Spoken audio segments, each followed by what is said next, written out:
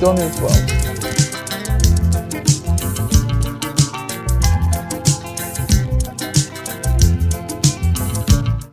Hello everyone, welcome to Donna's World. Thank God it's Friday. And thank God it's not my birthday. Because I actually turned 65 last Monday. And I've got to tell you, it was the worst day of my week, my month, and probably one of the worst birthdays I've ever had. I woke up in the morning feeling pretty down about the fact that here I was at 65 with, in my opinion, not a lot to show for a lifetime of effort. And, to be honest with you, I have had a very privileged life. My father was a VIP, he was an ambassador, a bank chairman, a government minister, and one of the first highly educated Nigerians, in the post-colonial world. When the British left Nigerians to run their own country in 1960, my father was one of the few indigenous people who was well equipped to take over top managerial jobs. And I was born in 1959. So I was born on the eve of Nigerian independence, at a time when my father was a big deal, even though he was a young man still at that stage. And, he had a pretty outstanding career, and which means that even though he was quite rich, he went into business at one point and was quite a wealthy man. But, he also lost a lot of money. And when he died, he wasn't in a very good place financially. But still, I went to private schools, I traveled, a lot. I had opportunities that many Nigerians never had, and many white people and Europeans and Americans never had. So, by African standards, I was super privileged, but even by, world global standards, I was privileged. And so I think there's a saying along the lines of, to whom much is given, from much is expected from such people. And I just feel that I've never fulfilled my potential. Yeah, I've done quite well. I'm a well-known journalist in Nigeria, and even in the UK, I'm quite well-known, in certain circles anyway. And I'm quite good at my job. I'm naturally very efficient and well-organized. And, I've produced a son who is a sweetheart. He has his problems and faults like everybody else. But, I've done quite well by normal standards, yeah? It's probably partly my fault that my marriage broke down, but I can also say it was mostly my ex-husband's fault. And lots of people are divorced, so being divorced is not in the modern world regarded as the worst failure. I mean, look, even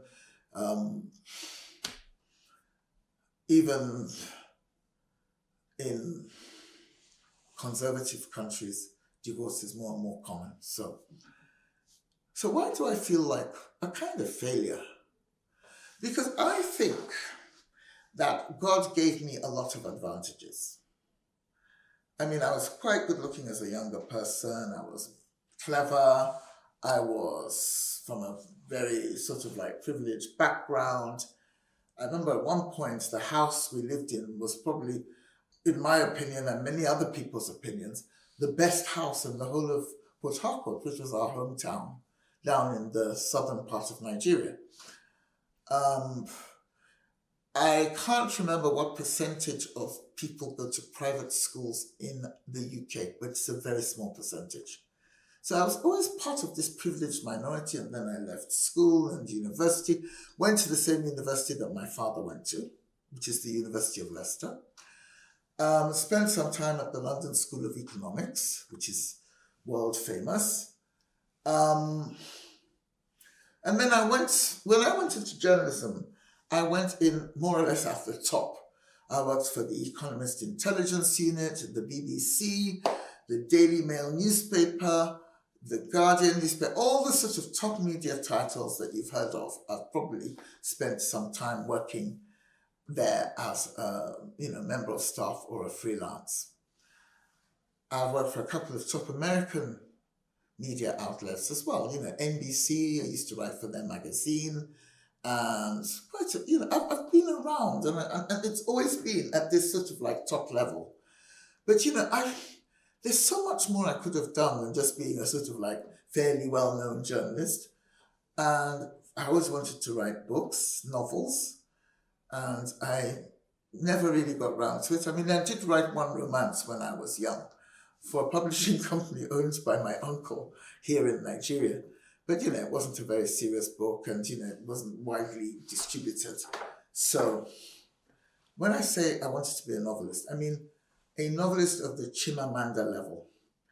I'm not saying that she's my personal role model, because she's a lot younger and she is a good writer, but I think if I had succeeded in being a novelist, I wouldn't necessarily have chosen the topics or writing style that she has embraced. I'm just saying that I admire her achievement in terms of gaining global recognition for her literary work, her creative talent. And I just feel I should have done that, because I am a good writer. And, you kind of feel sometimes that the talent for writing is a bit wasted on articles about where the Nigerian government has gone wrong, or where the British government has gone wrong. Journalism is a great profession, but I'm not even a great journalist. I mean, I'm not one of those journalists who has written fantastic interviews with people like Gaddafi or Barack Obama. I just feel I've wound up being rather average when I could have been great. So I've got all these, my career has been a bit blurred. I mean, there's still time to write a really good novel, at least one or two really good novels. But you just wonder, why have you left it till you're 65? You could have written it when you were 25. The first novel I started writing, serious novel, was when I was in my 20s. I still have the manuscript with me. And it's a really, really good story idea. It's about an Irish girl who fell in with a group of Africans in London in the 1950s. And she winds up having a child with one of the Nigerian law students. And, it's a really great story. It's still in my head. Why didn't I finish it? There were genuine obstacles. I mentioned earlier, a few weeks ago, that in those days, just even getting the research material together about what was happening in the 50s and 60s in the UK wasn't easy, because the internet didn't exist then. But lots of people wrote excellent novels without the internet, so why didn't I? So I do feel like my career has been a disappointment. Of course, my marriage has or lack of thereof. My personal life hasn't been fabulous.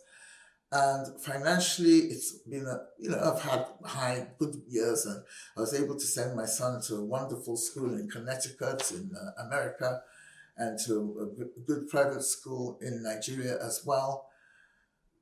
But again, it's kind of like I've had years when it was sort of like constant worries about every dollar and cent, or naira, which is Nigerian currency, or pound, which is British currency. I've shuttled between those three countries and somehow never been solidly affluent, which I definitely had the ability to be. Now, one of the things that has upset me about Nigeria is that it doesn't really appreciate talented people enough.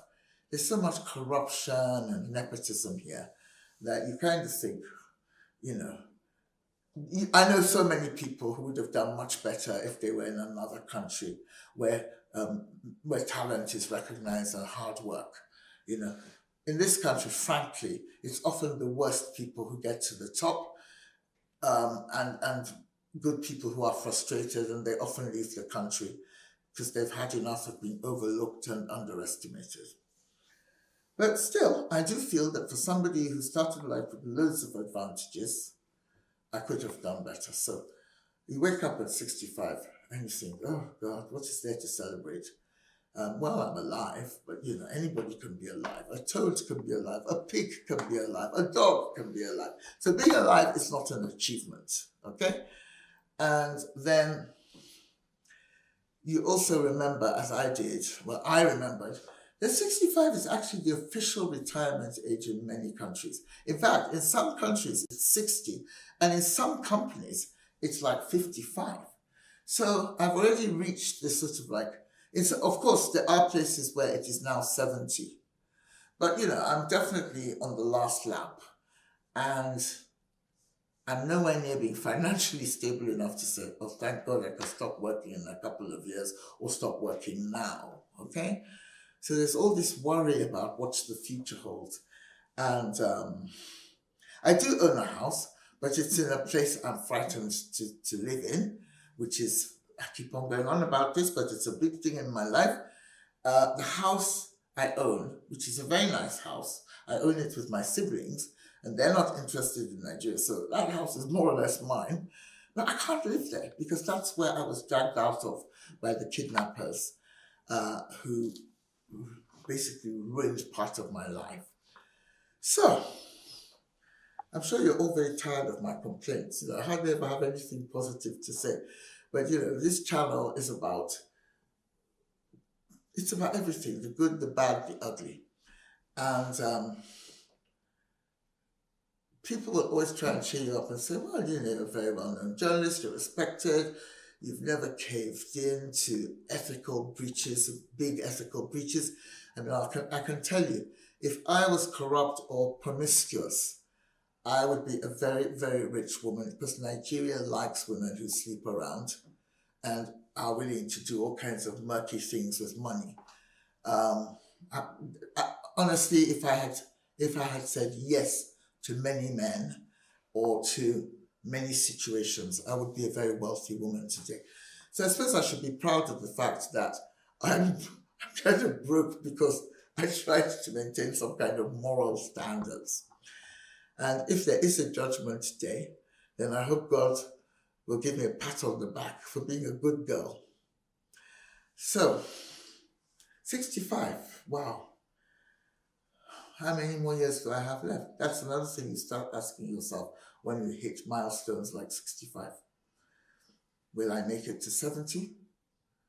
Will I make it to 80? Is this the last year of my life? I mean, a lot of people I know of my age have gone. I was looking through some old photographs on my birthday and, a couple of days ago. And, about 1/10 of the people in those pictures are already dead. And some of them were younger than me. Okay? So that's a little bit worrying. So I suppose one of the things I can do is give myself the best possible chance of surviving comfortably and, energetically by taking care of my health, which I haven't really faced up to that challenge.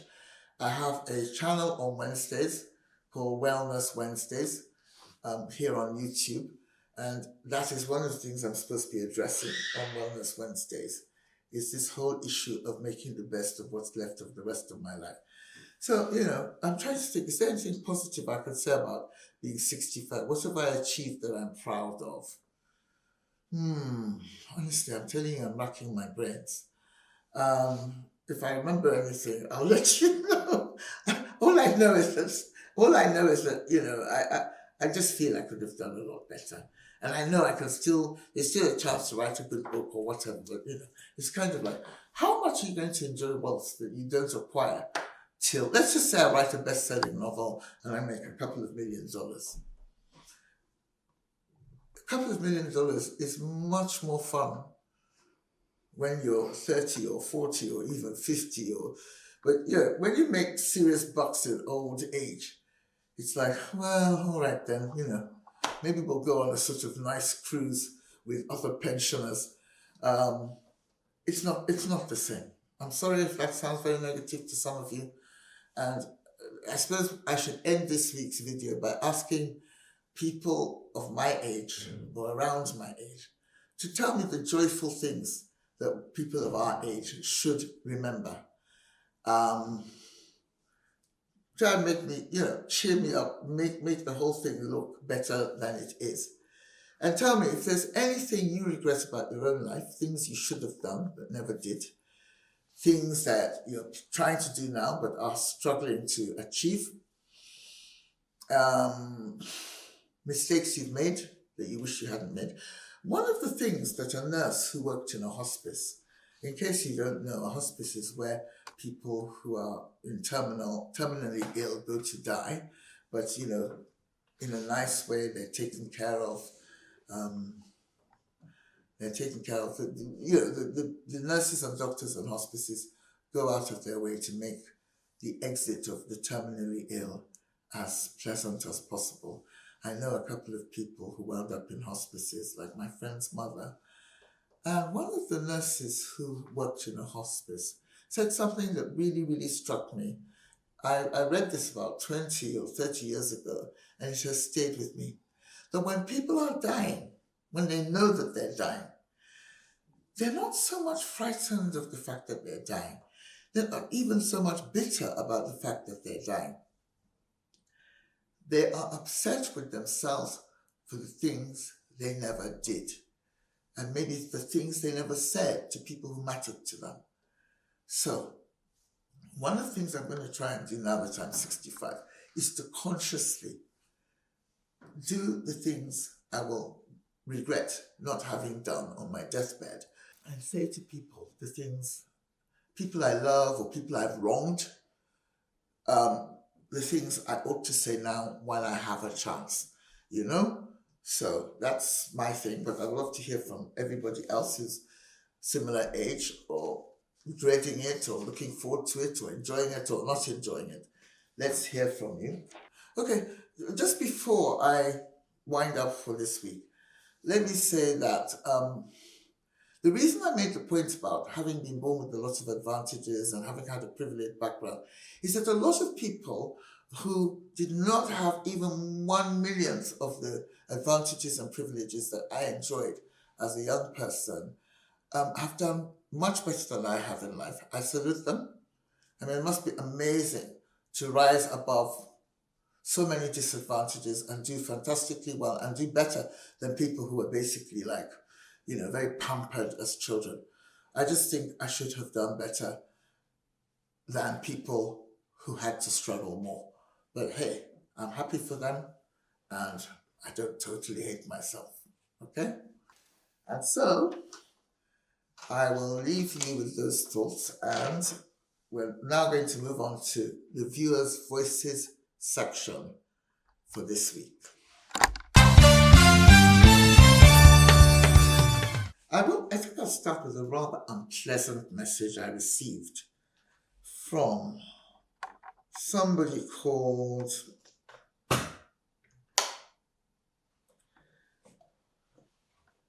Abaturkson, ABATURKSON 5409. Now, Abaturkson objects to the fact that in one of my previous videos, I think the one last week actually, I said when we were discussing Harry and Meghan, Prince Harry and his wife, that, I'm not very keen on them. I don't believe half of what they say, and I don't think they behave very well towards his family or her family for that matter. But I said that I have friends and relatives who disagree with me, and that I've got a bet. I've made a bet with one of my friends. In fact, one friend and one cousin. And the bet is as follows. I don't think that the marriage will last. I think Meghan will make Harry miserable and that the marriage will fail eventually. In fact, I believe Harry is miserable already, but that's just my opinion. I mean, hey, I don't know them. And then I said, but obviously there are also people who believe that Harry and Meghan are a great team, very happy, and that they'll be together for the rest of their lives. So I placed a bet with one friend and one relative, and I said, you know what? If I turn out to be right and it doesn't work, I will take you for a slap-up meal in a very expensive restaurant. Sorry, if you turn out to be right and it lasts and it's a wonderful marriage for life. And then if I turn out to be right, you can take me for a very expensive slap-up meal. So, I don't know which way it will swing, but Abba Turkson seems to know exactly which way it will swing and says, um, if you are a woman with children, I hope no one will bet a cheap lunch with your children's marriage. I hope you live long enough to enjoy your lunch because that's how long the marriage will last. And then he says, Mumu. Now, what Mumu means in Nigeria is idiot, asshole, it's quite a big insult. And what I don't understand about this Abba Turkson character is this. How can you be so sure that their marriage will last forever? At least I have the humility to admit that it might, and the humility to admit that I might be wrong. Whereas you are so sure, and you don't know them any better than I do. In fact, I suspect I know a lot more about them than you do, because I actually know people in the royal family and people who work for them, and one or two people who've married into the royal family. And I've met one or two members of the royal family over the years. So, and I grew up in the UK, so I have a kind of maybe some more of an appreciation of the environment that Harry and Meghan got married into. But, even at that, I'm not claiming that I'm definitely right. Whereas you must be a fortune teller to be so sure the marriage will last forever. And by the way, to call me a mumu, right, just shows that you're very bush. What bush means in Nigeria is very uncultured, very unpolished, very local, in a very negative way. So that's my retort to this person who's so sure I'm wrong and decides to be abusive. Then there's some more comments from my friend Owen, who has an Instagram group called Living Healthily. And she says that the economy in Nigeria is tough for a lot of people, and that giving to needy relatives should not be obligatory. Because last week's topic was about the extended family and the fact that people from, people who have more money in the Nigerian extended family are expected to support those who have less or who are just downright poor. So even if you're not very rich, as long as you have a little bit more than others, you're expected to give every spare penny you have to relatives who are financially challenged. So Owen doesn't think it should be obligatory, but that, we should give if and when we can or want to. She says few things are more annoying than favors turned into obligations. Now, if you don't quite know what we're talking about here, you need to go back and listen to last week's video, which is about the Nigerian extended family. Okay? And Owen says many people are getting quite tired of the entitlement attitude of less affluent relatives. And she says, for starters, having fewer offspring should be encouraged. I cannot tell you, I totally agree with you. This is something that has been one of my bugbears, is why do people who have no money have so many children? Especially in a world where contraception is now pretty much known to a lot of people. I mean, look, if there's some poor woman in a village who's never heard of contraception, I understand. But a lot of the people who do go off and have loads and loads of children live in cities. They know perfectly well about contraception, but they insist on, having loads of children. And then here I am with my one child, and I'm expected to support their 12 children. Nah, it's not going to happen. Then Owen also talks about Charles and Camilla, because again, if you want to know what this is all about, you have to listen to last week's video where I said I wasn't very keen on Camilla because I didn't like the way she and King Charles had treated Prince Harry's mother. And Owen says, it's complicated. And she says that she actually met Queen Camilla, and the late Queen Elizabeth, and she was in the group that was greeted by Queen Camilla, and she was very warm and looks way better in person than in pictures. So that's quite a long one from Owen. Lots of interesting insights and comments. Then there's Tonio 6710. Economic realities of Nigeria has eaten up the middle class, and all the insecurity is doing a lot to erode the extended family structure. As parents keep their children away from relatives and hardly spend time in their villages, it means that successive generations in Nigeria are moving away from the extended family structure, and talks about the political leadership's damage to the economic structure of the society. Okay? So that's very true, is that nuclear families and extended families are becoming further and further apart because of financial pressures caused by bad governance. I've never understood why Nigerian governments can't be more generous towards people who need help. But I guess they're too busy stealing all the money they can lay their hands on to worry about ordinary people. So Lorna talks about enjoying the tribal and village side of life in Nigeria that I described a little bit last week. And Lorna says she feels that if they stop the corruption, the government would be able to send poor children to school with school uniform and books. Things need to change, you know? Hey, I totally agree with you. And then some sweet comments from someone called Molo, Molul. She says she loves my channel. She says, my sister, I love your channel.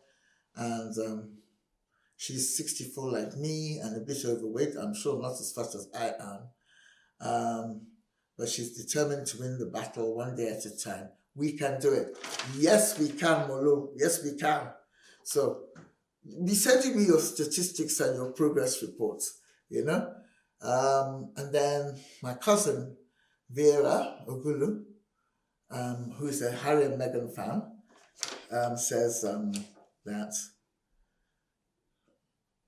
she feels that Harry and Meghan, that we can help, we onlookers can help bring peace in that family, that's the royal family, if we are not obsessively rooting for or against either side. So, you know, there's Prince William and Kate on one side, and the King and Camilla on one side.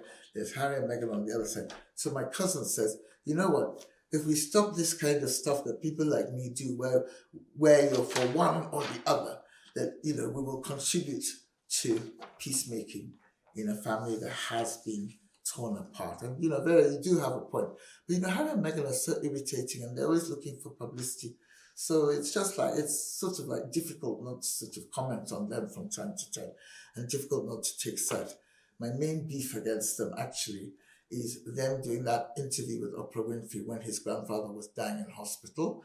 And then also I feel that they should forgive her father, who's nearly 80, and in my opinion hasn't done anything so terrible that he should be cut off. He's never met Harry and he's never met his grandchildren. I mean, how cold-hearted is that? But let me not start again on those two for now. And so that's it for this week. Please don't forget to tune into my Wellness Wednesday channel next Wednesday, program, show, segment next Wednesday. And I'll see you soon. Take care.